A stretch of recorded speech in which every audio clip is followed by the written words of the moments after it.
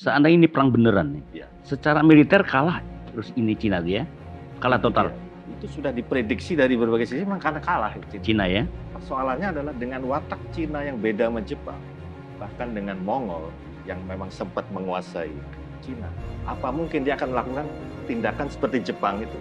Daripada wirang mending mati Iya. gitu. Arakiri. Kimikaze. Ini lebih kepada unjuk gigi lah. Oh, Karena Cina begitu lepas kekuatan dia beneran sih bubar dunia bener, sama juga Amerika juga kalau mau ya kan. Tapi ini kayaknya tahan-tahanan aja. Ini membuat panasnya Pasifik ini malah Cina Selatan ini. Nah, Betul kan? panasnya Pasifik saya rasa sih dan statement kayak tadi aja. Misalnya Pak Hillary bilang bahwa Laut Cina Selatan adalah pekarangan, ya kan, kepentingan nasional Amerika karena itu pekarangan rumah. Itu kan common sense kita gimana sih? Jadi intinya adalah sekarang kembali Indonesia mau apa sih?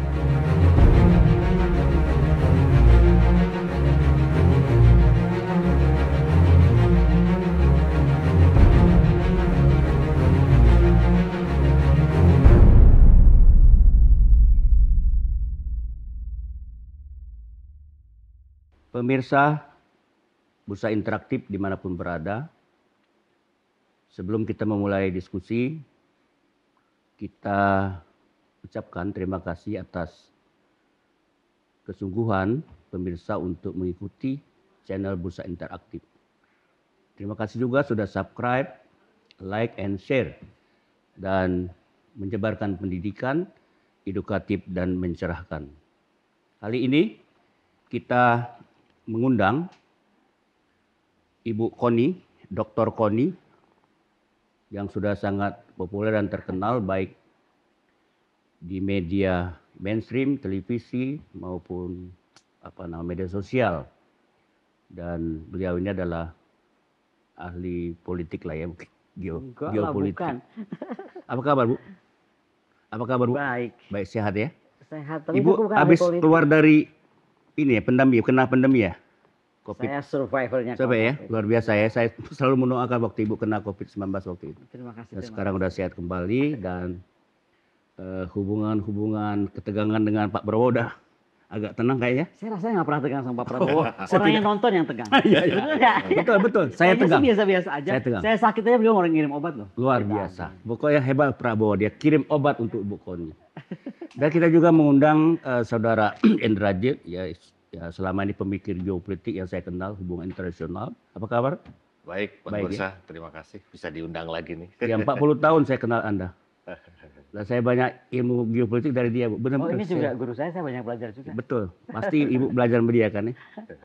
Yang penting kita sehat semua. Pemirsa, sengaja kita mengundang narasumber kedua ini adalah karena kita akan membicarakan soal yang strategis ya, penting di dalam percaturan politik global, yaitu soal ketegangan atau konflik ya Cina dan Amerika Serikat dalam politik global dan kawasan. Bagaimana kita melihat konflik ini dalam percaturan global maupun kawasan dan perspektif keamanan dan perkembangan ekonomi.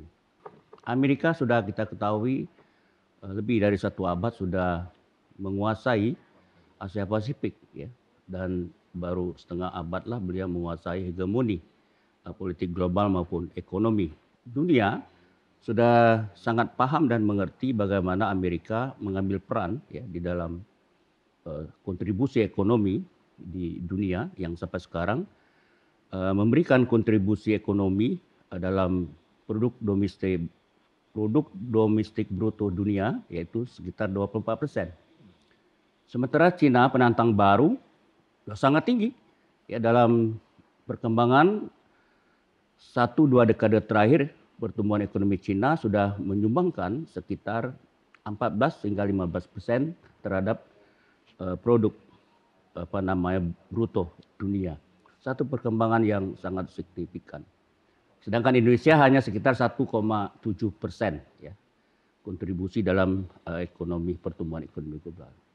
Tapi kita akan melihat bagaimana ketegangan ini sudah kita awasi ya setidak-tidaknya soal perdagangan bebas ya, kemudian Laut Cina Selatan, kemudian soal nuklir di Korea Utara maupun Taiwan, ya, isu-isu ini menyebabkan memuncaknya ketegangan dan titik didih di kawasan dan politik global.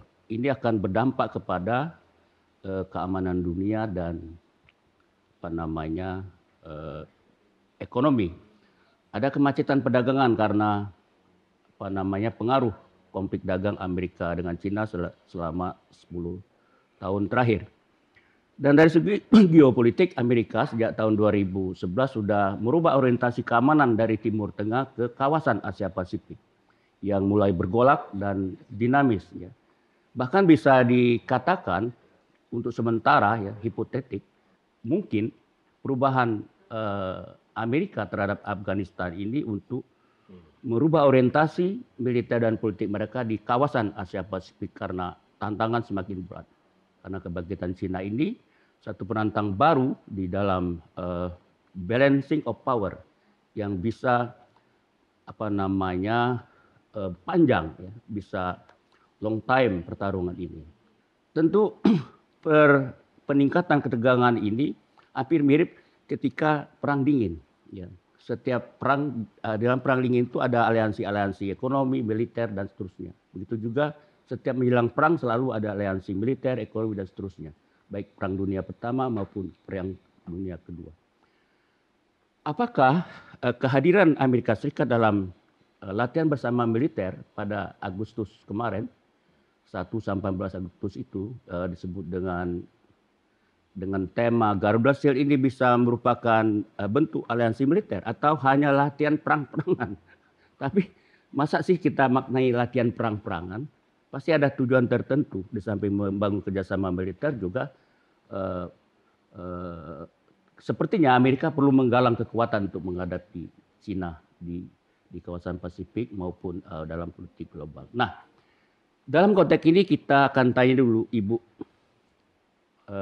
Connie. Ibu Connie, sebelum kita panjang ceritanya, apa Bu yang sebenarnya yang terjadi di balik ketegangan Cina dan Amerika ini? Tentu kan bukan sekedar perdagangan, ya, tapi ada yang lain-lain, ya, perang ekonomi, perang politik, dan propaganda yang penting. Apakah ini sudah bisa dikatakan kita masuk perang dingin? Gimana, Bu?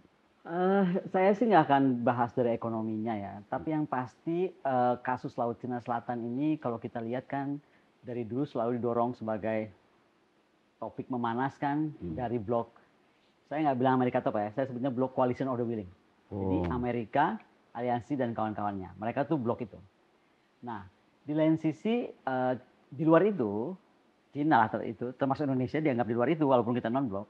Nah, itu dianggap jadi lawan. Gitu. Jadi siapa aja yang tidak Coalition of the Willing berarti kan kamu bukan saya gitu kan, atau kita bukan engkau gitu.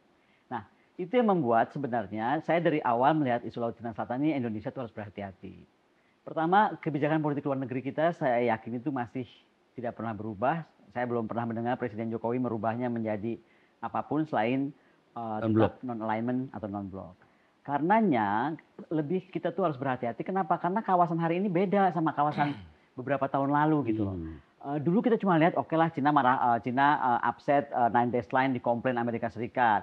Paling jauh ASEAN nanti bela-belain Filipina misalnya kan. Kita seolah-olah menuntut dunia internasional untuk protect apapun the claimant state di Nine Days Line. Sekarang tuh nggak begitu gitu loh. Jadi sekarang gara-gara Coalition of the Willing ini is a big power, NATO ada di sana. Sekarang semua negara-negara itu ke sini. Contoh ya, saya mau ceritakan Perancis. Mana kepikiran sih sekarang Perancis merasa dia Asia Pasifik? Oh iya, nggak ada pengalaman.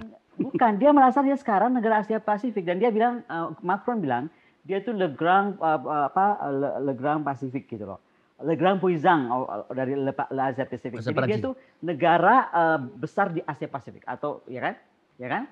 Jadi sekarang kan pertanyaannya ngapain Perancis? Karena dia punya Caledonia. Nah, di sini dia ada kecil itu ya. Ada Caledonia di sini. Terus kalau kita dari tarik sana dia ada Djibouti. Itu kenapa dia Djibouti Afrika masih? Enggak, Djibouti di sana dong, di dekat sana.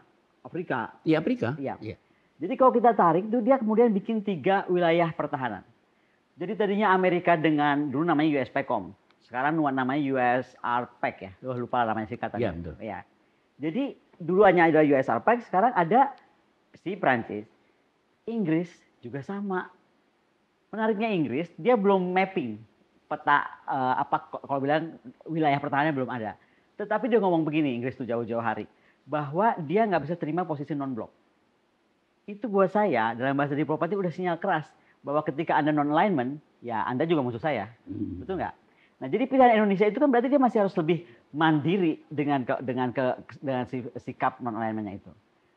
Jadi kalau saya buka dengan peta militer ya, saya kan kajiannya lebih ke pertahanan. Ini tuh sudah sangat nggak berimbang. Kawasan ini kalau mau ditanya, udah sama seperti Timur Tengah. Dibentengin dulu sama kekuatan Coalition of the Willing. Iya. Makanya Garuda Shield ini saya pertanyakan. Bukan Garuda Shield-nya. Garuda Shield itu udah lama, ini udah ke-15. Ini ya. ke-15 yang ini. Ini ke-15, tapi memang yang terbesar. Ini yang terbesar, betul. Ya. Jadi yang lain itu paling 200, 300 orang gitu. Atau grup kecil-kecil 50 gitu. Jadi Garuda Shield itu saya pertanyakan karena begini, ini tuh kan lagi sensitif gitu. Dan karena kita non-blok, berarti saya sarankan Kasat juga melakukan ini dengan Cina, dengan Rusia, dengan siapapun yang dianggap coalition order non-willing. Kenapa? Karena kita non-blok tadi. Kenapa saya mempertanyakan Garuda Shield sekarang tempat latihannya? Ada yang bilang, ngapain sih pokoknya ngurusin ini, so tahu banget tempat latihan gitu kan. Saya ini lumayan lah pernah sekolah perang di luar ya. Setahu saya, kita tuh nggak bisa satu negara tuh masuk ke sebuah negara mau exercise atau apa, tapi bisa ngacak-ngacak tempatnya gitu. Dan Garuda Shield catat loh, kalau kita baca riwayatnya banyaknya kan situ Bondo aja terus tempat latihan marinir. Atau enggak, kalaupun divisinya kecil di Kostrad. Nah ini tiba-tiba datang segitu banyak, saya nggak masalahkan di Lampung lah, walaupun tetap saya bertanya ngapain sih gitu Di kan. 3 wilayah lah, Kalimantan, Sulawesi ya. Tapi yang di atas itu betul-betul kayak mau countering Cina Selatan gitu loh, ada apa-apa. Nah, Amerika itu punya sistem pertahanan itu leapfrog, dia selalu perlu tempat untuk lompatnya gitu kan. Saya akan setuju kalau ini dilakukan oleh Pak Andika, kalau kita betul-betul sudah masuk aliansi Amerika Serikat, malah kita lebih untung. Kalau satu base dipakai Amerika Serikat itu 1 billion US dollar, apa 1 triliun saya lupa, saya cek lagi. Tapi mahal sekali. Jadi kalau kita sekarang mau jadi bikin aja rangkaian untuk jadi base-nya Amerika, udah pasti kita punya uang banyak benar gitu loh. Tapi sikap politik kita apa? Ketiga, saya itu bilang resiprokal nggak? Karena itu latihan dengan divisi infanteri 25. Orang cuma baca, oke, divisi di infanteri 25 apa sih? Loh, divisi infanteri 25 itu adalah tentara yang khusus dibuat untuk perang Asia Pasifik. Jadi memang dia keahliannya mau perang hutan, apa segala macam. Dia itu diciptakan ketika perang laut dong ya. Saya ngomong dulu angkatan darat ya. Kita ngomong angkatan darat juga. Nah, jadi dia ini sekarang benar-benar diciptakan dulu waktu Pearl Harbor, terus dia di Kaledonia, terus dia di New Zealand, terus dia di Luzon. 85 karena udah nggak ada keributan Asia Pasifik, dia ditolak ke Afghanistan. Nah, ini ada hubungannya kenapa Kabul Afghanistan jatuh. Tentaranya pasti di swift ke sini mau kemana gitu kan. Itu kenapa saya bilang sensitif. Kalau kemarin latihannya itu nggak di situ, begini, kadang-kadang orang cuma ributin 9 dash line. Tahu nggak Amerika udah punya defense ring. Defense ringnya Amerika itu dari Sulawesi terus ke arah Lombok sini muter begini. Nah, oke, jadi muter itu, ya. Anda bisa dibayangkan nggak? Kita tuh maju di sini, berarti udah masuk ke dalam defense ring dalam, ke dalam sistem pertahanan Amerika Serikat. Itu yang saya bilang, melihat konteks kawasan nggak bisa cuma baca selintas, tapi mesti pakai kacamata eagle, melihat permasalahannya, melihat latar belakangnya, melihat aliansinya. Dan sekarang kalau saya mapping aja peta militer, udah nggak seimbang kawasan ini. Makanya kalau Indonesia mau non-blok, kita mesti bersikap betul-betul non-blok. Undanglah si coalition order non-willing. Menurut Ibu gimana? Non-blok apa enggak gitu? Kita ini apa ngeblok? Kita ini mulutnya non-blok atau bicaranya non-blok. Ngeblok lah. Tapi prakteknya ngeblok. Ngeblok. Ya kan kelihatan lah. Yang ngeselin. Maksud aku kalau mau ngeblok kita bisa dapat uang, betul nggak Pak Hendrajit? Bisa jelas. Oke, dapat base, dapat apa? Atau kayak Malaysia. Ada apa dibantu kapal gratis 200 gitu kan kayak persemakmuran. Ini kan jadi masa nggak dapat apa-apa. Saya nggak mau kita bernasib seperti Afghanistan. Betul loh. Coba enak banget kan dia bilang, oh saya pergi ya sekarang bye gitu. Kenapa bye? Karena gue cuma mau ngurusin teroris, gue nggak nation building. Kata siapa Afghanistan nggak nation building? Kalau cuma teroris ngapain 20 tahun Amerika di sana? Dulu kita ambil Timur. Emang bukan Amerika yang telepon? Baca bukunya Pak Sutioso. Amerika lah. Amerika juga. Jadi Amerika ini bisa orang yang ya begitulah. Maksud saya, masa udah di abad sekarang ini, Kasat kita juga lulusan Amerika Serikat, ya kan, pinter banget, dokter loh. Enggak sensitif enough untuk melihat, ini bisa memicu gitu. Nah, kekhawatiran saya terjawab. Si Cina latihan lah, dengan Rusia. Mhm. 10.000 orang. Zatpat ya namanya, saya lupa latihan nama exercise dia itu. Itu 10.000 orang loh. Itu gede banget. Jadi maksud saya, jangan mengundang sesuatu yang nggak perlu. Ya kan?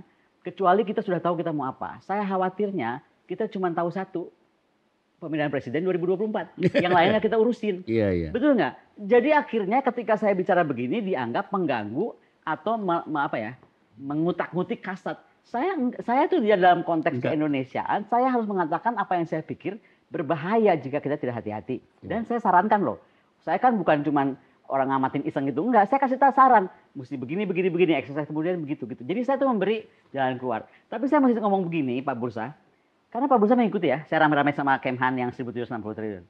Itu menurut saya rame banget loh Pak. Karena Woi, saya ngikutin bener Bu. Nah, pertama karena ibu teman saya, Pak Prabowo juga teman saya. juga kan. Ya, jangan sampai perang itu. Tapi ya, seheboh-heboh saya sama Pak Prabowo, itu adalah keluar buzzer-buzzer aja kan, biasalah. Ya. Itu pun juga bukan Pak Prabowo, saya rasa sih timnya Pak Prabowo yang itu. Tapi nggak pernah ada yang maki-maki saya dan begitu kasar ke chat pribadi atau ke media sosial. Buzzer ini kurang ajar ya. Itu buzzer tuh nggak. Tapi yang ini Pak, saya baru ngomong hari ini tentang Garuda Shield yang saya komplain. Ini kita masih non-blok nggak gitu kan? Ampun, makian tuh ke saya banyak banget dan pakai akun-akun yang sekali pakai buang. Ini nggak bener nih. Gini ya, negara ini dimanapun dari sebuah negara itu tuh harus terdukung quadruple helix. Kalau menurut saya, ada yang bilang triple helix, kalau saya quadruple, yaitu akademisi, businessman atau pengusaha, government, dan militer. Nah ini tuh harus bagus. Harus sinergis. Jadi ketika seorang akademisi menyatakan pandangannya dan dia juga bukan akademisi, tiba-tiba kalau saya orang ekonomi ngomong pertahanan ya aneh, atau saya orang history ngomong pertahanan juga aneh. Loh saya memang kajian saya hubungan internasional dan juga defense. Jadi saya melihatnya itu dari kacamata yang mungkin futuristik. Saya nggak mau terjadi sesuatu gitu. Demikian kira-kira. Ya saya pikir pikiran Ibu benar, kita ini dari dulu tuh kurang pemikir strategik ya di dalam mengadvise ya politik internasional maupun geopolitik. Bayangkan dulu kita kan non alliance politik. Tiba-tiba 65 kejebak kan.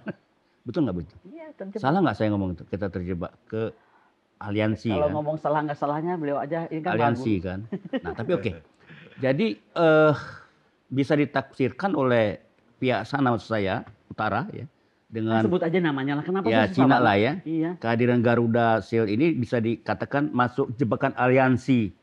Bukan sama Cina saja, buat kelompok koalisi non willing. Jadi kita tuh seperti apa ya? Seperti cari masalah gitu kalau kita tidak kemudian menyeimbangkan. Makanya nih sekarang banyak orang tiba-tiba ngomong berarti bukannya pro Cina. Loh kok pro Cina? Saya bilang karena kita masih non blok, maka Kasat dan semua kepala staf bukan cuma Kasat nih, tapi kan Kasat nih kemarin saya bawa karena kan ini exercise besar banget, gitu kan? Dan gini loh, ada asas resiprokal yang nggak terjadi. Itu yang saya nggak mau. Harusnya ini resiprokal.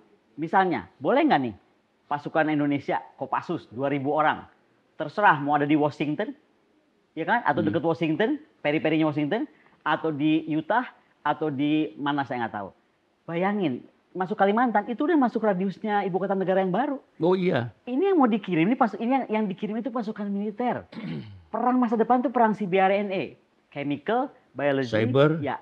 Dan biology dan chemical artinya begitu soil kita ketahuan, air kita ketahuan, apapun ketahuan dan terdetek ya, terambil.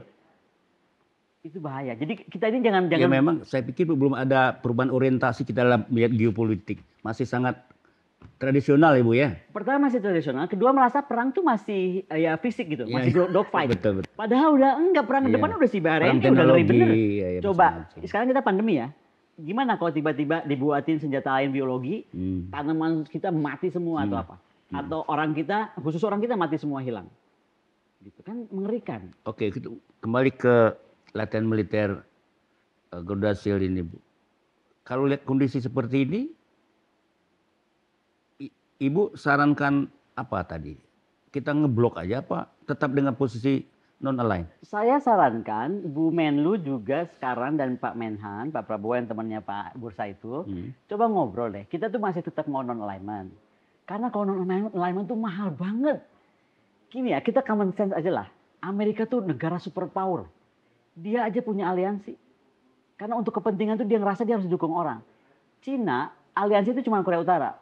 Tapi dia yang tidak tertulis, dia sama Rusia didukung penuh. Oh, iya. Kemanapun gerakan dia, Betul. Rusia itu seperti kayak Betul. jaga gitu kan. Secara kultural panjang sekali mereka. Betul. Nah, kita nih sama siapa? Anggaran pertahanan kecil, ya kan? Terus kemampuan militer mungkin jumlah banyak, tapi readiness kan nggak cukup jumlah, Bang. Iya. Jumlah boleh berapa, tapi readiness kapal 100 yang ready cuma 10 kan beda artinya. Kecil sekali kita kalau militer. Nah, jadi kalau readiness tuh saya nggak mau sebutkan, tapi itu jauh lah dari harapan. Nah, itu tuh kita mau non-block, it's very expensive. Sementara perang masa depan seperti tadi saya bilang. Kemudian yang lain, kemampuan cyber kita udah mampu belum? Kemampuan merubah pikiran orang dengan neuroscience, dengan artificial intelligence. Contoh nih, kalau sekarang saya jadi Pak Jokowi nih Pak ya, ini kan ramai Taliban nih. Yang ditakutkan oleh India, ada aliansi baru lahir. Cina, poros baru. Cina, Pakistan, Afghanistan. Kalau kita negara hebat, betul nggak? Tolong saya dikoreksi Pak kalau salah. Kita udah bisa bikin artificial intelligence, bikin apa, pakai neuroscience, orang yakin membuat aliansi baru itu. Kalau itu terjadi, India ngamuk dong sama Amerika, lepas dia dari the Quad. Kan dia ada, sekarang ada punya kekuatan tuh, Quad tuh, Amerika, Jepang, Australia, dan India. Dan balik lagi ke situ. Geser lagi ke situ tempatnya, jangan ke sini lagi. Tapi Bu, Amerika ini kalau kita lihat watak hegemoninya memang sangat keras. Contohnya waktu dia diserang 11 September ya 2001, dia menyatakan war on the terror tuh ya. War on terror. Ya, dia nyatakan kalau lu mau pihak gua You are with me or against me. Kira-kira itu gitu. statementnya Pak Bush. Saya ingat banget itu. Jadi kayaknya Amerika tuh begitu Bu sekarang potongannya. Oke. Mau menyatakan Dan kita harus salut sebenarnya. Iya. Kita tuh mesti kayak Amerika Serikat. Kalau kita negara berdaulat yang seperti dituntut oleh Bung Karno dan betul-betul merdeka, kita mesti stand up. You are with me or against me. Aturan Indonesia begini, kita tuh penyeimbang kawasan ini gitu loh. Nah, mana roadmap kita untuk penyeimbang kawasan? Mana exercise kita yang menunjukkan bahwa kita itu betul-betul ada di nggak boleh dua kaki ya? Ada Dua sisi. Ada di dua sisi. Iya. Jadi sisi coalition of the willing dan sisi coalition of the non-willing. Non-willing. Exercise Bang. Kenapa saya ributkan? Karena tadi Ring of Defense Amerika harusnya kan latihannya di sana dong, di luar itu. Misalnya di Papua. Ke sana atau boleh ke selatan lagi lah, boleh. Iya, ke arah timur. Iya, ke arah timur, sorry. Sekarang coba saya balik. Berani nggak Pak Andika Perkasa bikin exercise, ya kan, bersama Cina di Papua? Kalau nggak Australia langsung lompat dengan kawan-kawan Filipina semua, nguang langsung gitu. Karena itu sensitif gitu loh. Iya. Jadi maksud saya, kita kan mesti lihatnya dari dua sisi itu. Sekali lagi, dalam konteks Indonesia masih mau tetap non-alignment. Karena saya kan ngajar di Sesparlu Kementerian Luar Negeri. Kalau saya ngarahkan kita alignment, itu saya bisa digantung, nggak boleh ngajar lagi. Nggak apa-apa Bu. Nggak apa-apa, nggak ngajar. Tapi Ibu mengajar alam semesta kan. Saya cuma ngajarin gini loh, kita begini Bu, dari realistis. pengalaman sejarah kita. Kita realistis aja lah. Sejarah kita dalam diplomasi maupun politik militer, karena kita nggak aliansi itu membuat kita terperosok gitu, setengah-setengah, tiba-tiba terperangkap. Nah, iya betul. Dan nggak dapat apa-apa ya. Senjata nggak dapat, uang nggak dapat, dan semua nggak dapat. Ini juga kayaknya nggak dapat nih. Ada anggapan gini, sekarang udah nggak perang dingin kan, Bu Kony ngomong coalition of the willing seolah-olah perang dingin. Siapa bilang? Iya. Kalau Amerika teman kita boleh aja mau beli Sukhoi, mau beli apa terserah kita. Benar. Kita nggak bisa beli Sukhoi, coba kasihan tuh Pak Menhan. Betul. Nggak bisa beli Sukhoi karena apa? Karena kena apa Tekanan. namanya? Saya lupa tuh. Ada peraturannya, ada aturan. Trump tuh. Pokoknya ada Apa lupa namanya? Ya, pokoknya aturan. Pokoknya 10 tahun ini saya naik bikin peraturan sekena dia aja lah. Apa sih istilahnya? Iya gitu. Yang ditulis oleh ahli militer. Oke. Gimana Anda melihat pandangan terbaru mengenai Amerika di Pasifik? Indo-Pasifik lah atau Asia Pasifik. Iya. Lihat dari ketegangan ini ya. Iya. Jadi kalau kita lihat perkembangan kebijakan luar negeri Joe Biden ya, itu masih tetap dalam satu tarikan nafas dengan George W. Bush maupun yang sebelumnya ini yang sebelum Biden Trump ya. Trump. Jadi terutama di Trump itu kan ada dua doktrin yang keluar kalau nggak salah 2017 namanya tuh National Security Strategy. Nah, terus ditindaklanjuti dengan National Defense Strategy. Itu yang lebih teknis ya. Tapi dua-duanya itu menekankan tentang Rusia dan Cina itu sebagai principal enemy. Principal enemy ya. Jadi ini yang dari sisi ini aja sudah kelihatan yang memposisikan musuh itu mereka di blok barat. Betul. Ya. Nah itu pertama. Waktu di era George W. Bush terlepas kejadian WTC itu kan ada namanya Project New 20th Century, apa namanya, Project New American Century. Jadi proyek abad 21 Amerika. Itu juga menekankan Rusia sama Cina sebagai musuh utama. Ya, ini yang kemudian menjadi dasar, walaupun kemudian era Obama maupun yang Biden ini agak dimodifikasi, tapi ini saya lihat kan belum berubah. Apalagi di era Trump ini ada yang namanya dikembangkan dari dua doktrin ini, muncul the Indo-Pacific Strategy Report. Nah, itu lebih konkret ke persekutuan 4 negara itu. Nah, pertanyaannya adalah di luar persoalan ini kan yang dihadap menjadi pembenaran. Bisa tahu 4 negara itu sebutin. Apa namanya? Amerika, Australia, India dan Jepang. Nah, ini yang menjadi pertanyaan kan, ini kalau Rusia mungkin pelengkap, tapi yang dalam konteks prinsipal yang diberikan Cina, sebetulnya apa yang menjadi dasar ketakutan atau threat dianggap ancaman dari Amerika? Kalau saya pelajari, yang menjadi utama itu adalah dia tidak tahu seluk-beluk gimana Cina itu dari terpuruk jadi maju, bahkan menjadi setara sebagai negara adikuasa, kok tidak melalui model dia gitu. Itu di bawah sadar itu yang muncul. Itu yang menjadi dia. Nah, jadi ketika dia dari terpuruk jadi emerging countries, bahkan menjadi adikuasa tandingan khususnya di ekonomi perdagangan, dia langsung mencap kebangkitan dan kesetaraan sebagai negara adikuasa, otomatis ekspansif gitu, atau agresif gitu. Nah, dalam konteks ini kalau kita melihat Indonesia harus menyikapi adalah sebenarnya yang harus jadi dasar politik luar negeri bebas aktif yang imajinatif ya. Itu memang tetap Konferensi Asia Afrika Bandung 55 dan Non-Blok 61 di Beograd memang harus tetap menjadi model. Problemnya kan romantik dan tidak menginspirasi apa tantangan baru dengan bingkai itu. Tidak diambil relevansi dengan keadaan sekarang, perkembangan ya. Nah, apa relevansi kalau sekarang? Ketika pergeseran dari Atlantik ke Asia Pasifik. Yaitu kebangkitan 3 negara besar ya. Rusia di bawah Putin yang mulai berubah mindsetnya menjadi bukan hanya pulih tapi mulai bangkit. Kedua Cina, dan yang kalah penting India. Saya kira Kishore Mahbubani yang menulis, mantan pendubes Singapura di PBB kan nulis buku yang menarik tuh, Asia Hemisphere. Walaupun saya nggak selalu sepakat di rangka pikir, tapi data-datanya itu menarik soal Cina. Jadi memahami Cina seluk-beluk menjadi maju dan setara dengan negara adikuasa lain sekarang itu adalah kuncinya di Deng Xiaoping waktu menggantikan Mao Zedong. Dia itu mengembangkan, kalau Pak Harto dulu kan begitu Orde Baru, antitesis Soekarno yang dipakai yaitu dari politik yang terpuruk, ekonomi. Kalau Deng tidak menyebut satu kosakata pun ekonomi, banyak tapi dia, 3, program 4 modernisasi, pertanian, industri, iptek, ilmu dan pengetahuan dan teknologi, dan pertahanan. Nah, hasilnya sekarang 3.000 triliun US dollar devisa negaranya gitu. Bahkan sekarang Amerika senang memuji Cina. Katanya sudah mengintegrasi pandangan geopolitik tambah satu, teknologi katanya. Itulah hebatnya Cina itu. Amerika juga hebat Amerika. Nah, itu yang menarik kan berarti apa yang bangun menjadi kebangkitan itu strategi kebudayaan sebetulnya tanpa secara verbal disampaikan. Karena begini, misalnya pertanian. Memang itu persoalan swasembada dan meningkatkan produksi.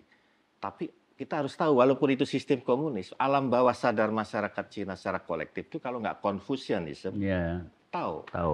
Nah, di dalam Konfusianisme misalnya kalau negara memuliakan pertanian, berarti Tuhan memberkahi bangsa itu. Itu tertanam. Jadi budaya, belum lagi kearifan lokalnya. Nah, industri terintegrasi sama bagaimana memajukan pertanian, terintegrasi sama iptek. Gitu. Kalau kita kan muncul BRIN, Badan Riset, tapi itu kan sektoral gitu. Gantiin LIPI misalnya gitu. Tapi kalau ini terintegrasi, karena pikirannya ini kan kita bicara 79 waktu Deng. 79. Dia sudah bicara kemungkinan kayak sekarang ini yang dihadapi bukan militer seperti yang Mbak Koni tadi katakan, tapi ada satu perang nir militer gitu. Dan itu iptek kan muncul. Nah, Jack Ma itu adalah buah dari pengembangan pemikiran itu. Nggak hanya Jack Ma, walaupun sekarang lagi ada persoalan yang, tapi itu kan intinya itu bangkit dari skema itu, program 4 modernisasi. Nah, ini makanya saya sempat nulis beberapa minggu yang lalu itu judulnya Belajarlah ke Cina untuk menang. Jadi ingat hadis itu kan, belajarlah Nabi Muhammad walaupun aja, Nabi Muhammad aja bilang. Ilmi walau bisin. ah, Tuntutlah ilmu walaupun negeri walau Cina. harus ke Cina. Cuma saya rubah dikit Itu kan. abad 7. Ya, jadi benar. Jadi apa namanya? Kita harus belajar ke Cina bukan untuk niru sebetulnya, tapi mempelajari dari keterpurukan ini. Jangan salah loh, era Mao Zedong itu kan dari 49 sampai menjelang wafat dan diganti 76 dan Deng. 76. 76 itu terpuruk gitu. Oke, sebelum sampai sana, saya mau ceritakan soal Nabi Muhammad tadi ya. Nah, iya. Belajarlah sampai ke negeri Walau Cina. negeri Cina. Ilmi walaupun bisin. Itu memang kalau kita kontak apa namanya paralelnya, waktu itu kan Islam mulai tumbuh, kemudian di dunia lain perang ya, Iya. Imperium Persia sama Romawi. Romawi. Tetapi di Cina ada disebut dinasti Tang abad 7, yaitu dinasti yang membangun industri pertanian, membangun filsafat, Betul. membangun politik yang sangat teduh waktu itu. Iya. Jadi dinasti Tang itu adalah satu dinasti yang maju pada seluruh dinasti di apa jajaran imperium sejak imperium 200 tahun sebelum Masehi. Jadi dinasti Tang ini dinasti yang maju, ya baik pertanian, filsafat, pendidikan dan seterusnya. Saya pikir benar Anda harus belajar ke Cina itu. Bukan Benar Nabi Muhammad. Hah? Benar Nabi Muhammad. Benar Nabi Kita, Muhammad dan itu. sekarang memang Iya. kita kan apa salahnya belajar Ya, ke Cina. Anda seperti Nabi Muhammad. Tidak bisa jadi nabi, Anda seperti loh saya bilang. Supaya nggak dikutuk-kutukin orang. Ya, jadi yang kita harus pelajari itu tadi dari era terpuruk bangkit, tapi bukan hanya bangkit, tapi terus menjadi setara dengan negara-negara, Penantang. bahkan eksponen dari penjajahnya ya. Betul, betul. Nah, ini yang penting untuk diinspirasi. Makanya tadi 4 program modernisasi itu yang berkembang ke IPTEK, industri pertahanan dan pertanian itu yang menjadi landasan kebangkitan itu. Nah, ini yang kita harus pelajari. Nah, ditambah ini juga pelajaran penting. Kita ini kan pernah dijajah Belanda, pernah dijajah Inggris. Jepang, Inggris, tapi nggak pernah belajar. Kenapa itu bisa mudah? Kok Cina belajar, Bang? Ini kalau secara fisik kan Inggris tidak pernah kayak Belanda nyaplok fisik secara Indonesia. Iya, iya. Atau Jepang misalnya secara militer gitu kan. Tapi dia mencekek tenggorokan dengan 11 pelabuhan. Yang kita sekarang rata-rata di coastal China, jadi Cina Selatan, pantai termasuk Hong Kong segala itu. Nah, dari situ dia cekek gitu, dan itu cukup betul-betul secara teknis dia dijajah. Nah, waktu Deng ini mulai muncul, apa yang bikin Inggris itu memahami Cina sehingga bisa melakukan cara itu? Geopolitik. Jadi jalur sutra itu ternyata jauh lebih dihayati oleh para orientalis Inggris, termasuk salah satu yang hidup dan berperan di Perang Dunia I dan II itu namanya Halford Mackinder, kan bapak geopolitik. Iya, Mackinder ya. Nah, itu melihat kalau mau menguasai itu ada yang namanya pancangan kaki di Asia, itu mata rantainya mulai Sri Lanka, Burma, dan India. Iya, Asia Selatan. Nah, termasuk menguasai Cina. Ini Inggris terutama memang tekanannya kan di India, tapi itu mata rantai itu kan Sri Lanka, India, makanya waktu Bung Karno dan sponsori Asia Afrika itu kan bukan kebetulan itu sponsoring countries itu kan Indonesia, India, Pakistan, Sri Lanka. Itu mata rantai yang di dalam kerangka Inggris. Nah, jadi seorang Soekarno bisa membaca jalan berpikir karena geopolitik. Beliau sangat ahli geopolitik. Nah, itu yang memahami Inggris. Nah, itu kontras skema, konteksnya waktu itu konferensi Asia Afrika. Nah, Cina dia menyadari itu. Setelah dari Xinjiang ke arah Eropa itu ada beberapa jalur ke selatan Asia Tenggara, ke Afrika yang termasuk Suriah. Kenapa jadi mati-matian? Padahal kekayaan alamnya nggak sebesar Libya dalam minyak, karena dia titik geopolitiknya ke Eropa dari geopolitik jalur geopolitik. Nah, itu karena prinsipnya menguasai Suriah itu berarti menguasai setengah dari luas jalur sutra yang menuju Eropa. Nah, itu yang dikembangkan. Nah, Cina menyadari itu, dia bikin Silk Road Maritime Initiative sebagai strategi nasional. Nah, strategi nasional itu yang dijabarkan di politik luar negeri, termasuk ke program OBOR atau BRI itu ya, Belt Road Initiative dan One Belt One Road. untuk ngimbangin skema Barat yang sebetulnya ogos ya, one government, one system gitu kan, yang dikembangkan melalui demokrasi atau tapi itu ideologisasi kan. Nah itu yang kemudian ini yang sebenarnya Barat ini tiba-tiba terhenyak dengan itu. Sehingga dia tidak punya tema lain, mau pakai ideologi, udah dia sendiri yang menggugurkan dengan Fukuyama bilang apa, the end of ideology.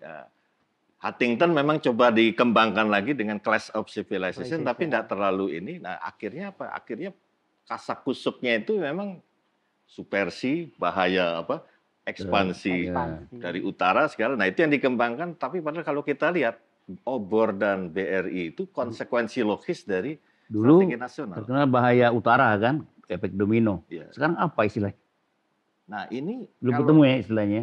Kalau kita lihat problemnya di sekarang, pertajam yang tadi disampaikan Mbak Koni itu kan persoalannya bukan ngeblok atau non-blok, tapi non-blok itu tidak ada skema sekarang gitu.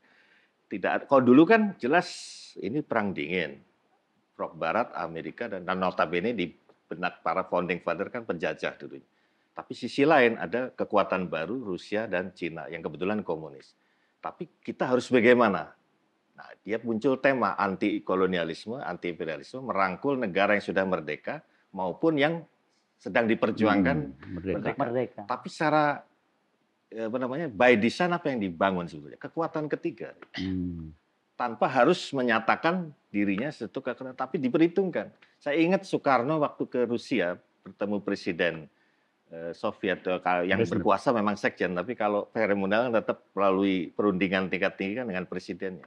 Itu selalu on the basis of the result of Dasasila Bandung gitu. Entah aspek ekonominya, aspek perdagangan. Asia Afrika juga ya. Jadi tetap energi kolektif Asia Afrika dibangun. Nah, non-blok cuman beda tema saja, yang ke negara kaya miskin, utara selatan, dunia pertama, dunia. Oke, sebelum meluas ke sana, ini dengan apa latihan militer Garuda-Shield ini gimana Anda melihatnya? Ya, seperti yang tadi Bu Koni juga katakan, ini ada persoalan secara skematik terintegrasi seperti apa. Bisa saja tidak terkait dalam konteks persekutuan misalnya, tapi tidak melihat ada satu gambaran besarnya dulu dari balik ke ini, sehingga ini kalau pelatihan kan persoalan kerjasama. Kalau teknik. Ibu Koni udah ngelihat gambaran besarnya dia, kok Pak Indra belum lihat gambaran besar dari politik luar negeri kita. Ya, jadi karena ini persoalan militer kita nggak memahami gitu. Dari awal tidak terintegrasi dalam politik luar negeri. Nah, kan, jadi lebih ke persoalan G2G di bidang militer. Nah itu. Ada satu hal yang saya krusial juga ya, waktu Pak Prabowo bikin kemitraan strategis dengan Amerika, kan berkunjung waktu itu masih Menhannya masih zaman Trump. Iya. Di situ dipaketkan juga ada apa itu namanya satu kerjasama yang terkait missing in action agreement itu, mencari tentara-tentara Amerika yang hilang di kawasan ini. Tapi ini kan satu yang aneh sebenarnya. Kalaupun masih hidup orang-orang ini itu udah 94 tahun, kalaupun masih kroco-kroco dulu. Missing in action waktu Amerika ini ngadepin Australia di sekutu lah. Sekutu di Irian mungkin ya. Iya, di Irian, Papua Nugini kan dulu bersekutu sama Australia. Ya, betul. Nah, itu buat apa? Kalau dilihat secara ini toh kalaupun masih hidup sudah umur-umur. Mungkin kamu plaza aja mungkin. Nah, yang saya tangkap ini sasarannya kan Alki 3 sebenarnya. Di saat Timur memang Cina ada pangkalan militer, entah kerjasamanya seperti apa ya. Tapi kalau kita lihat ini sangat efektif buat pemetaan lokasi geografis yang bisa favorable buat pangkalan militer misalnya. Nah itu kan dalam aspek ini bisa jadi karena terlalu teknis itu tidak dilihat aspek. Ya jadi secara strategi itu jadi ditinggalkan gitu. Padahal kan harus dengan kacamata eagle untuk melihat satu masalah. Kenapa titik itu dipilih misalnya? Walhasil kalau nanti untuk bargaining misalnya, itu kan jadi lemah. Contoh lain, misalnya kalau ini konteksnya Cina ya.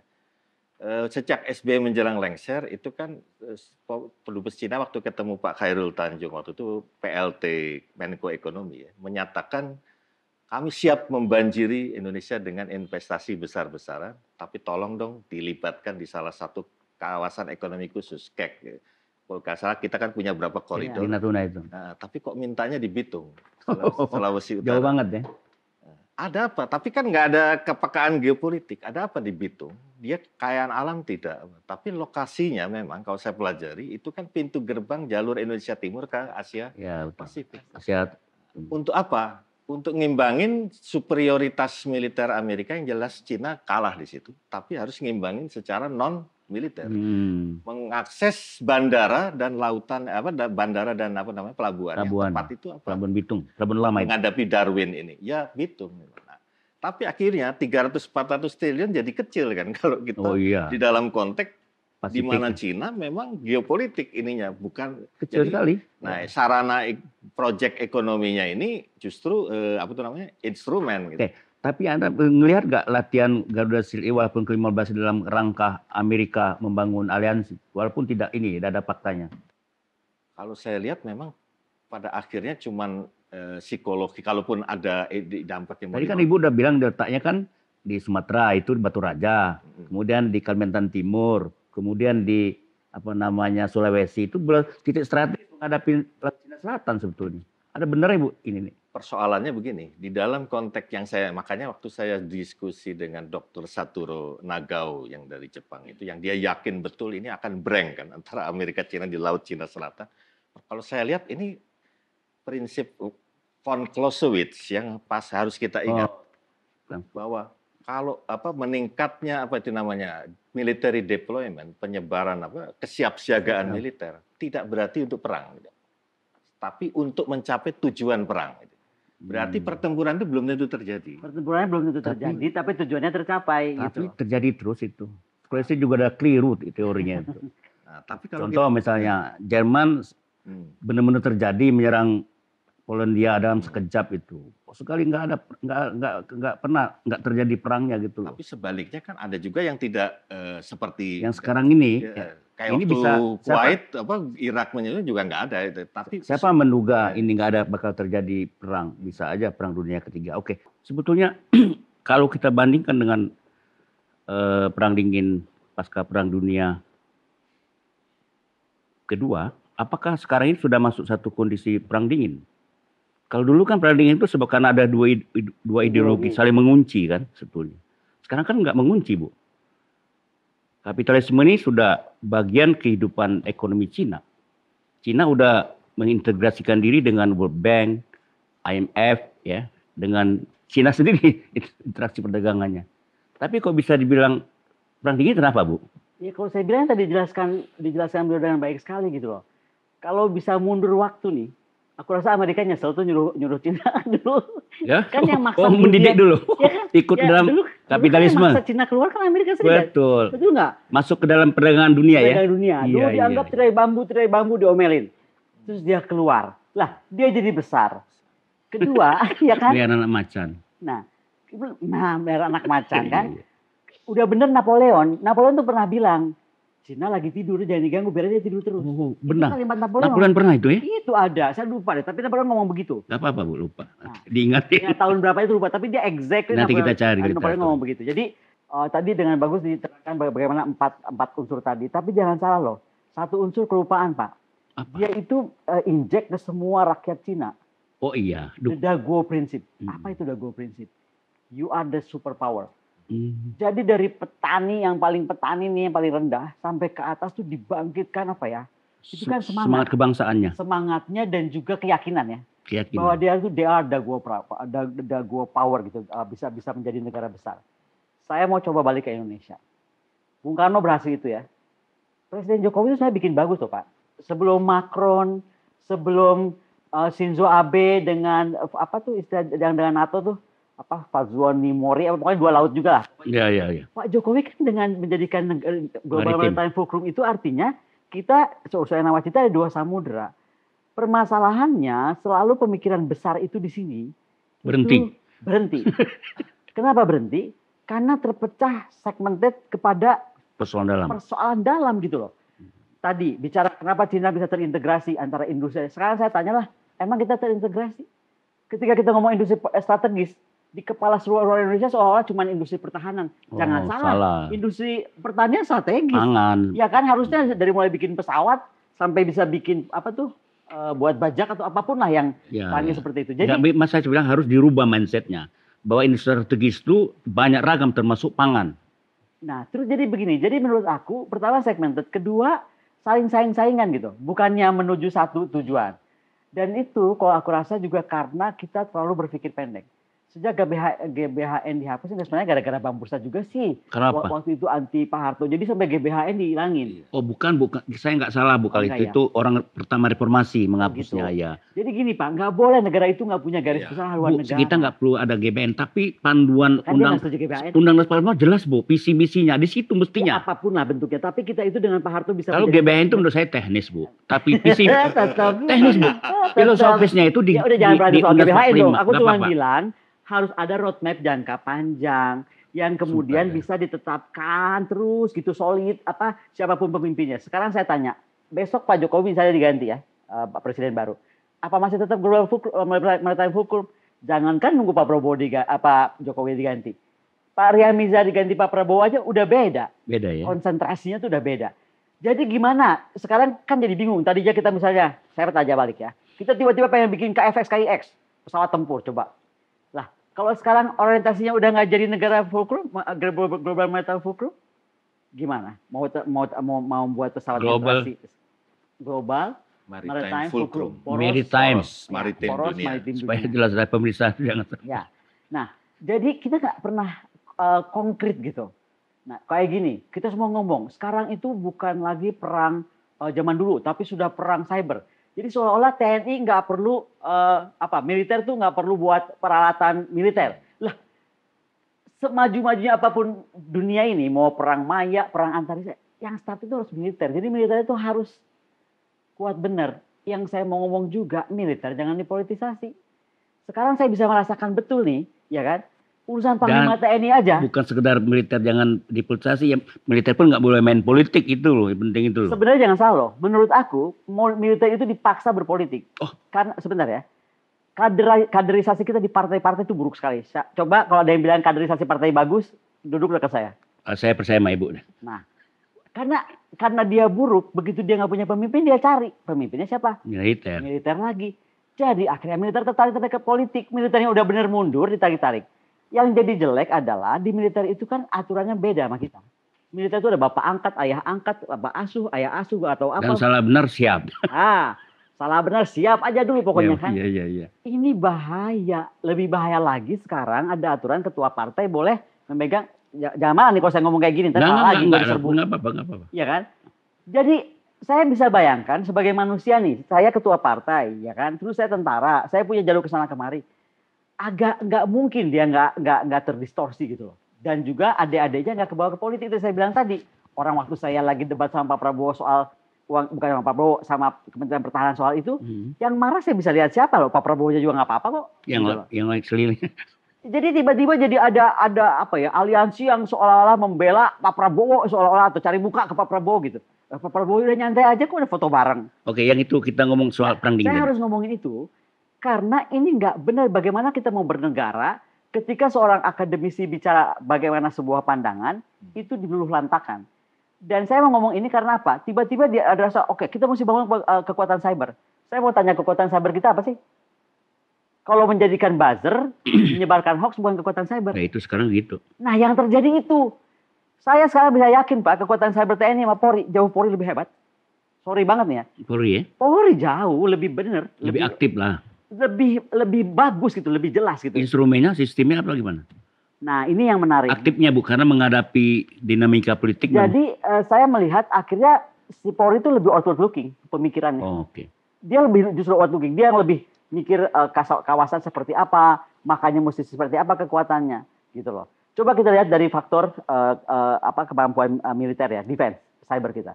Kemhan punya, siapa yang nggak punya? Semua punya, ya kan? Terus yang lucu-lucu, KL lain juga punya. Nggak ada, harusnya kan satu aja. Misalnya di bawah angkatan udara, udah semua tuh ke sana. Kita nggak bisa. Jadi saya pikir mungkin ini juga ya, mungkin karena kita nggak punya National Security Council, itu juga jadi masalah sehingga integrasi itu nggak terwujud. Jadi pada asik sendiri, betul nggak sih? Ekosektoral. Sangat ego sektoral. Jadi saya nggak ngerti, kayak menurut saya kayak gini, antara tier 1 sampai tier 4 atau 3-nya pertahanan itu kan harusnya bisa menghasilkan industri militer. Kan bisa dibalik. Kayak Jepang. Jepang tuh industri sipil pertanian sampai bikin apa tuh? Apa nama mobil apa tuh yang begini-begini? Oh, ini ya, Ekskavator. eskavator. Lalu dia jadikan tank. Nah, jadi tapi industri pertanian. Terintegrasi. Nah, gitu loh. Mm-mm. Jadi di kita dulu PTDI bikin panci cuman. Waktu Nggak sempat tahu Bu, sekarang katanya jarum aja masih impor. saya betul tuh ingat ya waktu 98. Bayangkan ya. Waktu itu kan saya dengan kedutaan Brunei dekat sekali ya. Kita tuh mau nyumbang ke petani, Pak, dari Sultan Brunei mau menyumbang petani supaya kita kena dampak 98 tuh nggak parah. Apa yang mesti sumbang pacul? Saya tuh baru tahu Pak di 98, dia tuh pacul dari Cina loh. Cina dan Korea. Pacul, Pak, pacul. Jadi gimana kita mau ngomong industri, ya kan? Saya nggak tahu hari ini ya. Bapak bilang sekarang jarum, ya kan? Bu, dengan itu justru ini pandai-pandai besi itu mati semua sekarang, Bu. Dengan impor pacul itu. Itu kan pernah dikritik orang tahun 80. Ya, yang saya mau bilang adalah kita ini sering sekali ngomongnya udah hebat betul gitu, tapi pada implementasi enggak. Makanya saya misalnya bingung, kenapa ya Kementerian Riset dan Teknologi malah di bawah Kementerian Pendidikan. Menurut saya itu tuh aduh ribet banget Bang ngomongin riset teknologi. Kalau peranan wanita di bawah pendidikan saya lebih cocok, Pak. Ya. Lebih cocok. Tapi jadi kadang-kadang mewujudkan triple helix atau quadruple helix tadi yang akademisi, bisnismen atau industri, Pengusaha, government dan militer ya, karena militer itu kuat, itu akan susah. Dan saya percaya kita mesti belajar sama Cina. Tapi jangan salah Pak, Cina tuh hebat ya. Kita lihat kasus COVID. Nggak ada di dunia ini orang bisa menyelesaikan COVID secepat Cina. Why? Karena kuncinya di teknologi Pak. Dia punya WeChat, apa yang segala macam punya dia, lupa namanya. Pokoknya itulah yang punya Cina itu. WA-nya dia itu. Itu dibikin menjadi sistem sensor. Pokoknya orang tuh terdeteksi kalau dia itu. Kedua, dia bikin drone waktu itu Pak. Deploy terus itu drone cuma teriak-teriak soal COVID itu. Ya, sampai ke gang-gang saya lihat tuh. Iya, teknologi. Kamu pakai masker, kamu Ya, makanya jadi hebat juga itu drone-nya. Deployment-nya teknologi gitu.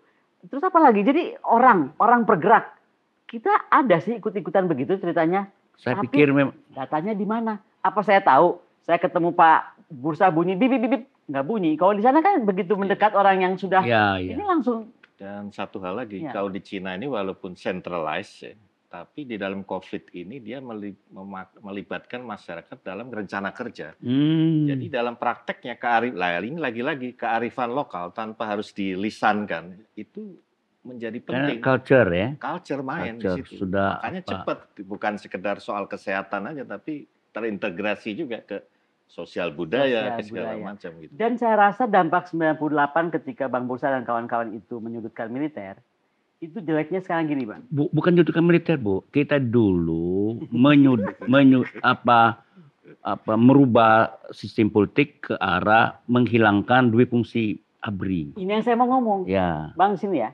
Waktu saya sekolah di Inggris kemarin itu, tahu nggak?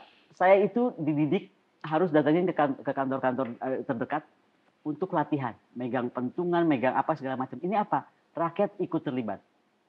Jadi yang kita buang rakyat kan, bukan tentara kan? Sebentar. Rakyat terhadap tentara, dididik oleh tentara, oleh polisi.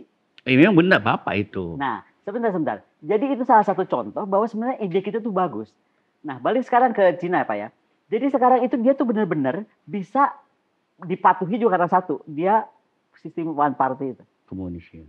Dulu Pak Harto udah bener, 3 partai sebenarnya. Jadi ributnya nggak terlalu begini-begini amat. Sekarang Pak, udah lain-lain kepentingannya. Horor. Kita. Jadi gimana kita tuh mau bersatu? Gimana horor itu cerita dulu? Saya rasakan betul ya. Saya jadi akademisi yang harusnya dilihat netral, udah nggak netral. Ketika saya menganggap sesuatu, berarti diserang. Saya main sama Bang Bursa nih, besok saya dianggap Bu Koni udah mainnya sama kiri. Nggak usah takut Bu. Memang saya kiri kok. Nah itu maksud saya. Jadi di kita tuh sekarang orang dicap aja. Saya pakai baju kuning, Bu Koni udah pindah ke Golkar. Saya berapa hari pakai baju merah, Bu Koni udah PDIP. Jadi orang tuh tak di kotak gitu. Mana? Maka kita nggak maju-maju. Itu saya ceritain. Keindonesiaan kita kemana? Misalnya begini gitu kok. Marah tuh sama Cina. Sementara Cina udah nguasain perdagangan, nguasain baju kita, kepala kita gitu. Jadi mulut kita marah mau belajar Cina, gitu loh. Mulut kita marah sama Cina dari ujung kepala maka kita pakai Cina. Yang lebih parah tau nggak? Abang kan ahli surat Al-Quran. Yang paling dibenci Saya ini kiri, Bu. yang paling dibenci itu munafik. Menurut saya kita benci Cina itu munafik. Munafik, betul. Kita benci Israel juga munafik. Iya, iya. Orang semua teknologi yang kita pakai juga ada Betul. Israelnya. Tapi kalau saya ngomong gini saya dianggap Mossad, Bang. Gimana dong? Salah. Malah bagus kan? Kita perbaiki cara pandang kita. Kita nggak setuju Israel itu menjajahnya, Bu. Teknologi jangan diambil gitu loh. Israel nggak ngejajah Boleh. siapa? Udah dijalan, ntar kita berantem lagi. Jangan penjajah Nggak, dulu. itu Undang-Undang Dasar 45 nggak bisa dibantah itu soal apa namanya ketertiban dunia gitu, penghapusan penjajahan. Nanti kita Kita ada jangan segmen diskusi itu. khusus. Iya, makanya ada segmen khusus. Sedikit lagi soal di perang dingin ini. Iya, kenapa? Ya itu intinya. Sudah masuk perang dingin kita. Ya, dari tadi saya ceritakan ya udah. Contoh nih, kita tiba-tiba ikut-ikutan Laut Cina Selatan counter. Kenapa mesti di counter? Saya dari awal nih ya diundang at Amerika aja saya ngomong, Indonesia tuh jangan ikut-ikutan lah anti 9 Desland. Begitu dibuka, Berarti kalau freedom of navigation. kalau udah perang dingin kita udah di proksinya. Jangan dulu ngomong proxy, Bang. Abang bayangin ya, kita ini tiba-tiba ikut-ikutan seolah-olah against China di Laut Cina Selatan. Ya, ini yang saya mau cerita. Baru udah proksi dong berarti. Jadi diam-diam. kita tiba-tiba juga ngomong, ini Amerika tuh untuk freedom of navigation. Karena buat Hillary waktu itu, Laut Cina Selatan adalah pekarangan Amerika Serikat. Come on lah, common sense. Ini Laut Cina Selatan. Jauh banget ya. Pekarangan rumah. Boleh ya kita ngomong HW pekarangan rumah Indonesia? Iya. Kan marah. Segitu sabarnya Cina dia diam aja. Kalau Itu menurut saya. geopolitik, Bu, masuk Amerika itu. Saya ngerti. Nah, tapi maksud saya kenapa kita kejebak sama geopolitik orang lain? Ya saya bilang tadi kita ini sudah aliansi sebetulnya. Nah, benar. Munafik loh. Nah, tapi harus ngomong kan. Kayaknya kalau kita sekarang nuntut freedom of navigation, saya yang marah. Karena sejauh saya tahu, selama kita non-blok ini, dan selama kita sistem sekarang ini, kita nggak boleh buka jalur timur ke barat. Kalau kita ikutan freedom of navigation, timur barat dibuka itu Laut Jawa. Kita mau bagaimana di rumah kita? Oke, dengan situasi perang dingin bisa nggak memang terjadi ancaman perang militer? Ya, yang jelas. Banyak orang berpikiran perang dunia ketiga udah dekat nih. Yang jelas. Tanda-tandanya sudah kelihatan. Pas ke perang dingin itu dalam prakteknya kan mulai dari George W. ke sini itu perang dingin itu dengan penegasan Cina dan Rusia. Tadi penegasan dengan you are with you or we are with me or against me itu udah perang dingin. Terus Huntington melontarkan Clash of Civilization itu sebenarnya udah kembali perang dingin. Itu propaganda aja, belum perang dingin. Ya, yang jadi masalah kan buat kita mau perang dingin atau apalagi nanti sesuai yang diprediksi Huntington akan terjadi clash. Kita kan nggak punya satu skema untuk menyikapi ini dalam konteks kepentingan strategis nasional kita ya, national interest. Kita. Ini kalau kayak Cina kan dengan persoalan strategi nasional maritime itu ya itulah yang dia di kemana-mana mau yang dia pegang terus. Dia pegang terus di dalam konteks menghadapi negara-negara lain. Nah kita ini akhirnya persoalannya bukan either or atau neither nor, tapi kemudian larut gitu. Nah di dalam konteks itu tanpa melihat implikasi kalau tadi Bang Busar, wah kalau gitu kita udah masuk dalam proxy. Iya, tapi nggak by default, bukan by design. Kalau kayak Filipina, ya proxy lah. Kan memang berhitungan. Nah, itu yang kembali kepada kebijakan luar negeri itu tidak menjadi dasar menyatukan kalau kita misalnya kan ada Polcam sebetulnya. Kalau di Amerika kan National Security Council ya. Jadi yang mendapur dan sebelum dapur itu kan dimasak namanya itu CFR ya, Council of Foreign Relations. Jadi aspek yang tadi Mbak Koni sebut ada stakeholder dari pengusaha, dari para perwira senior atau dari ilmuwan akademisi itu terbangun. Nah dari situ baru olah di instansi siapapun.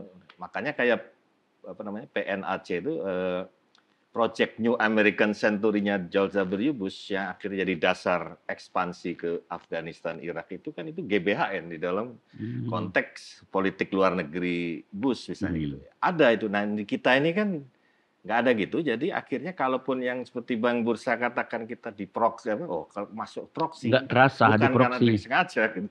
Karena larut. Nah, maka dari itu dalam konteks selain Cina yang kita harus belajar itu India sebenarnya. Makanya saya sebut India itu pemain dua sisi yang baik, bukan pemain dua kaki. Karena kalau bukan dua kaki itu kayak oportunis. Itu sebenarnya pengertian penilaian gagal itu sebenarnya kepada kalau oportunis atau main dua kaki itu ibaratnya kita udah ngerti ini orang nggak berkarakter, nggak punya pilihan. Tapi kalau main dua sisi kan agen ganda tapi nggak ketahuan. Nah India itu jago di situ.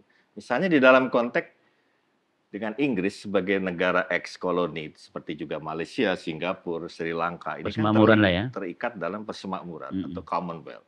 Jadi ada sisi tertentu komando itu dijalankan itu. Walaupun diam-diam ya. Tapi kalau soal alutsista termasuk kayak misalnya kalau di kita dulu Sukhoi di sini kan S berapa 400 Ya, belinya ke Rusia gitu. Tapi juga nggak hanya itu, misalnya dia terlibat dalam kerjasama teknologi nuklir untuk tujuan damai ya kayak PLTN segala itu alih teknologi udah tarafnya itu dengan Rusia gitu. Nah itu juga udah sangat strategis gitu tapi padahal dia dengan Inggris. Nah Turki juga sama, dia beli S-400 juga. Bahkan ketika ada krisis yang cukup krusial di Suriah, ini menarik. Turki itu kan NATO ya. Iya. Jadi blok barat di dalam konteks itu. Tapi di dalam manuver krisis Suriah, ketika Iran, Rusia, en blok, Turki waktu itu kan ada ancaman dari Trump kalau dalam 2 kali 24 jam Suriah Utara itu Idlib ya daerah Idlib, itu akan tidak dilepas, kita akan hajar. Turki masuk di situ. Ke Amerika, kita kan sesama NATO ini. Urusan si Idlib serahkan aja ke saya gitu kan. Tapi ke Iran sama Rusia ini jadi prakondisi membangun persekutuan jangka panjang juga dengan maharnya Idlib tadi. Udahlah itu kita ini kan saya kan NATO sana ya. Tapi itu kita gini. Nah, orang sama-sama NATO kok berbeda akhirnya Suriah kan Suriah Utara tuh menjadi koninya ke Turki walaupun yang dikorbankan Kurdi ya jadi dalam. Tapi intinya itu adalah bagaimana main dua sisi dalam konteks di kita itu sebenarnya ada kerangkanya yaitu politik bebas aktif. Seandainya ini perang beneran nih, secara militer kalah terus ini Cina dia kalah total. Itu dia yang makanya saya katakan kalaupun skenario Datington walaupun secara periode udah meleset ya karena dia bayangkan kan kejadian Breng Amerika Cina itu kan 2017. Tapi katakanlah soal jangankan itu Nostradamus juga meleset 2-3 tahun biasanya kan apalagi ini kan Huntington. Jadi enggak, tapi katakanlah itu terjadi. Itu sudah diprediksi dari berbagai sisi memang karena kalah Cina ya. Persoalannya adalah dengan watak Cina yang beda sama Jepang, bahkan dengan Mongol yang memang sempat menguasai Cina. Apa mungkin dia akan melakukan tindakan seperti Jepang itu?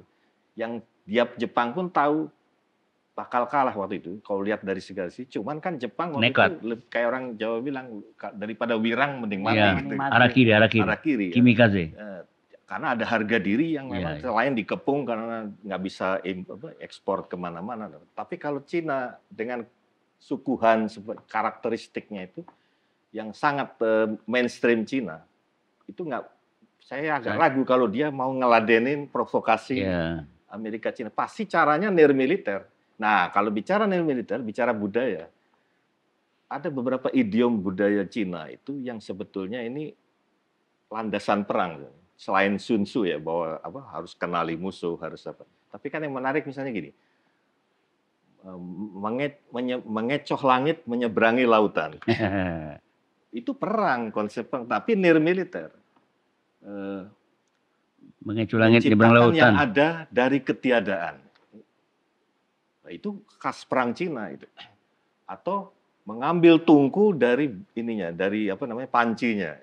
Ya, itu kan ambil semua. Iya, sebetulnya kan kita dibuat disfungsi. Panci diambil sama tungku ya itu merampas itu.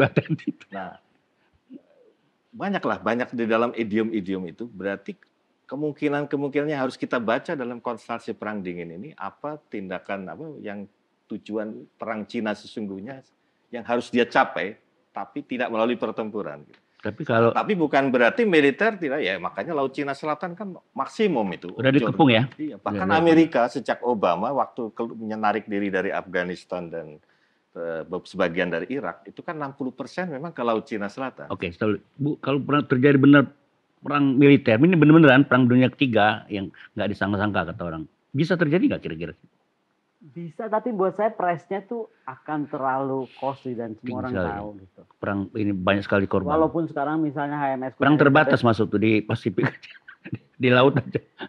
Jadi saya kira akan ini lebih kepada unjuk gigian lah. Karena Cina begitu lepas kekuatan dia beneran sih bubar dunia bener, sama juga Amerika juga kalau mau ya kan. Tapi ini kayaknya tahan-tahanan aja.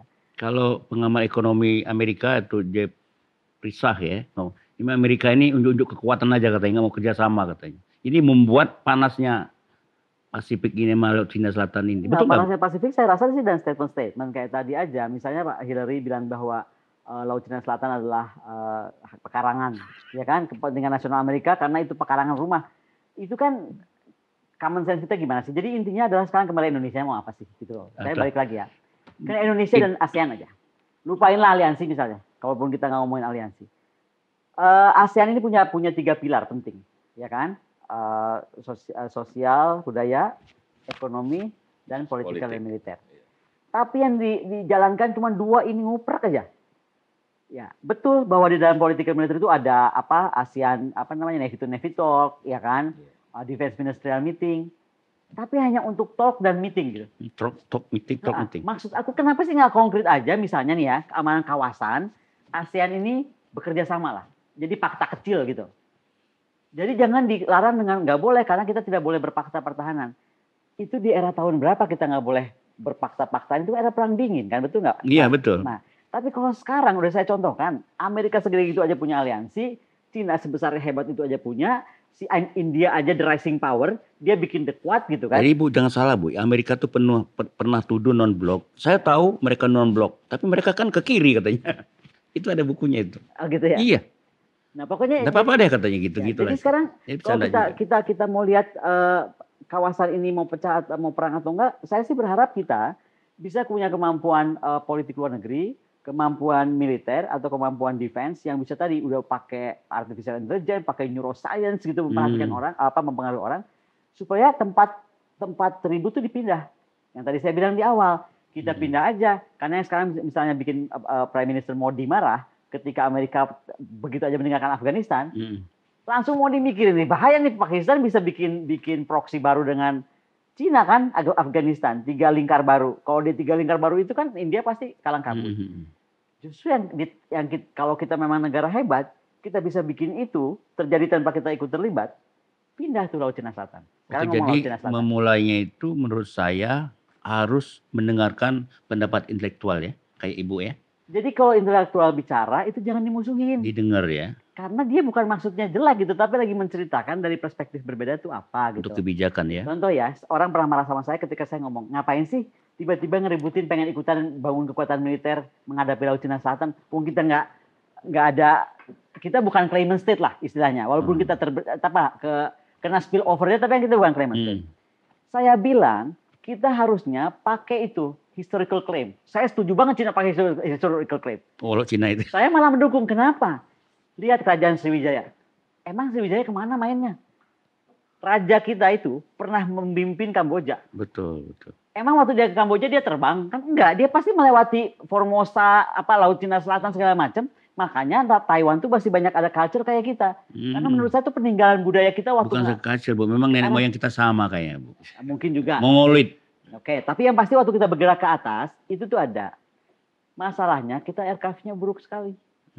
Sementara kalau Cina dalam kasus arsip, saya lihat dengan mata kepala saya sendiri bagaimana arsip-arsip ketika Spratly Island semua itu sudah didatangi oleh logistik militer untuk patrol dari zaman baheula, kerajaan belum ada di peta juga udah ada, mereka masih ada aircraft-nya. Jadi harusnya negara-negara kawasan ini malah bersatu padu. Oh Cina lu pernah di situ, mungkin lu pernah ketemu gue ya, nenek moyang gue. Yuk kita lihat, kan malah bagus. Jadi kita membuat tadi budaya yang sama, keyakinan nenek moyang kita tuh pernah bersama gitu. Daripada ke bawah-bawah jadi ikut memusuhi Cina. Kayak sekarang ada anggapan Cina pernah invasi ke kita. Kapan Cina invasi? Cina yang mana dulu? Kalau itu Mongol, saya nganggapnya dia bukan Cina ya, itu Mongolia. Tapi Mongol nggak pernah sampai ke Indonesia. Mongol ke arah utara. Kubilai Khan. Oh, Kubilai Khan itu bukan penjajah, cuman anjang sana untuk kebudayaan. Anjang sana, tapi kan orang menganggapnya tanda kutip nih, yang sekarang yang beredar kan saya bilang kadang-kadang orang kita tuh bikin sesuatu sampai nggak ada sejarah, disamakan. Begitu dengar Cina sama dengan Mongolia sama dengan penjajah. Ini yang saya bilang kita makanya perlu mungkin siaran-siaran seperti yang dipimpin sama abang ini supaya orang tahu nggak begitu gitu. Jadi nggak ada sejarah Cina itu menjajah kita, nggak ada. Nggak ada memang. Yang jajah itu Mongol. Nah yang kemudian ya, sekarang gini, Indonesia ini baru berapa tahun sih? 76 tahun. 76. Bayangkan ya, kita tuh kerajaan Sriwijaya tuh, Majapahit yang 1000 tahun, 175 tahun, 500 tahun. Ternyata tidurnya itu 800 tahun. kapalnya kita tuh udah nyampe ke Venesia. Oke lah terlatih dulu. Jepara itu segede apa sih? Jepara. Ratu Kalinyamat itu bisa merangin Portugis di Malaka. Industri betul. perkapalannya dia, itu industri perkapalan besar. Cina aja mesen kapal ke dia. Iya. Nggak punya KKIP. Beneran. Iya, Nggak betul. punya kementerian itu. Apa yang hilang di bangsa ini sehingga kita Yang nggak bisa hilang itu menghargai tidak menghargai nenek moyang. Mungkin nggak menghargai nggak salah pahlawan. kaitkan dengan dago tadi loh, dagonya Cina, the spirit of great power itu. Kenapa di kita tiba-tiba nggak ada perasaan itu? Karena kalau ada perasaan itu, saya nggak mau gampang dibujuk-bujuk. Cina itu memang ada kebanggaan imperium, Bu. Kita kan nggak ada itu masalahnya. Apa bilang? Harusnya kita bangga lah. Nggak ada, Bu. Ini Sriwijaya itu cuma 600 tahun. Ini Majapahit cuma lebih kurang 200 tahun. Nggak ada, Bu, imperium kayak Cina berurut gitu. Walaupun dia perang di antara mereka. Itu kehebatan mereka. Gini ya, oke lah, anggap cuma berapa tahun. Tapi Pak, Sriwijaya itu bisa sampai ke sana atas sana itu nggak main-main. Saya tahu, tapi kan ceritanya terbatas. Tapi Cina Ibu dari 200 sebelum Masehi sampai 1910. Iya, karena dia sistem archive. Sekarang kalau kita buka di dunia ini, saya punya petanya soal kalau itu. Yang paling ketat membuka peta dan paling detail tentang filing itu cuma Israel sama Cina. Ya, karena di tengah jalan ada Romawi masuk tengah-tengah nih sama Yunani. Iya, ya kan? kira. Di situ. Jadi 4 peradaban besar itu aja.